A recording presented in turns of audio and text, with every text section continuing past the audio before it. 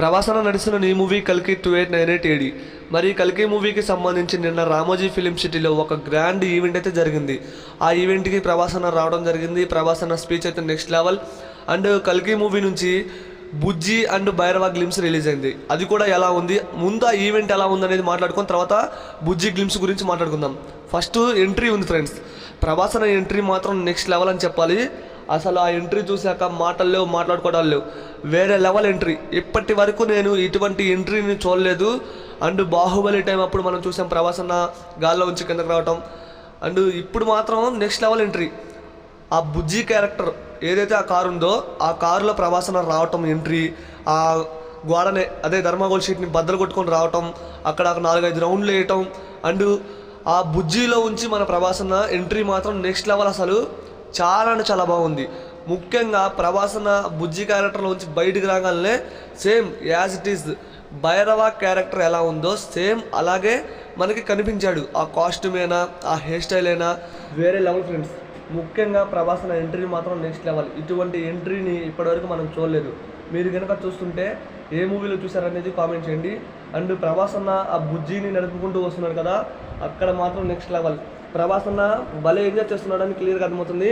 3 సంవత్సరాలు బుజ్జితో మనకి ట్రావెల్ చేశాడంటే ప్రవాసన మూవీలో నెక్స్ట్ లెవెల్ ఉండబోతుందని క్లియర్గా అర్థమవుతుంది. ప్రవాసన లుక్ చూసాక నాకు ఒకటే డైలాగ్ గుర్తొచ్చింది మిర్చి మూవీ నుంచి, ఏమున్నాడు రా బాబు అని.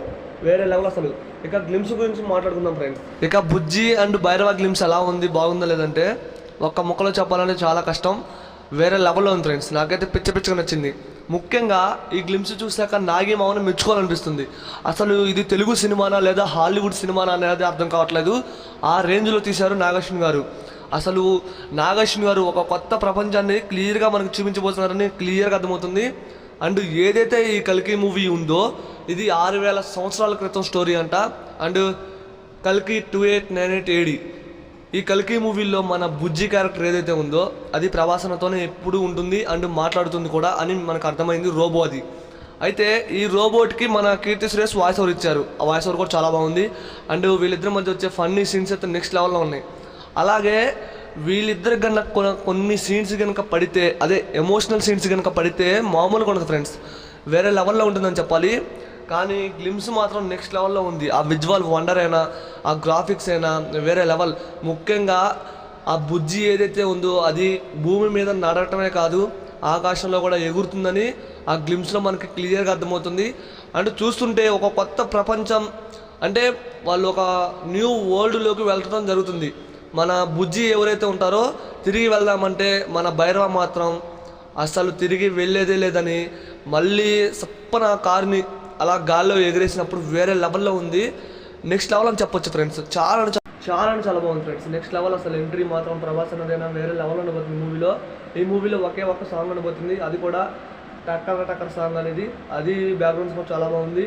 అండ్ ఈ మూవీలో విజువల్ వండర్స్ వేరే లెవెల్లో ఉంటాయి. ప్రభాసన లుక్స్ అయితే నెక్స్ట్ లెవెల్. అండ్ కల్కి మూవీ June 27th అయితే మన ముందుకు రాబోతుంది థియేటర్లోకి.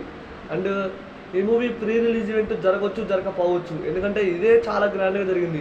ఒక క్యారెక్టర్ని మనకి పరిచయం చేయడానికి ఒక ఈవెంట్ పెట్టడం ఇదే ఫస్ట్ టైం. అండ్ చాలా బాగుంది ఈవెంట్ మాత్రం. నెక్స్ట్ ప్రభాసన్ అన్నారు కదా, కుదిరితే ఇంకొకసారి కలవచ్చు, అది కూడా ప్రీ రిలీజ్ ఈవెంట్లో. అండ్ ప్రభాసన్ లుక్ ఎలా ఉందనేది కామెంట్ చేయండి. నాకైతే చాలా బాగా నచ్చింది. అండ్ దగ్గర నుంచి చూసిన వాళ్ళు ఎలా ఉంది మీ ఎక్స్పీరియన్స్, ప్రభాసన్ చూశారు కదా అనేది ఖచ్చితంగా కామెంట్ చేయండి.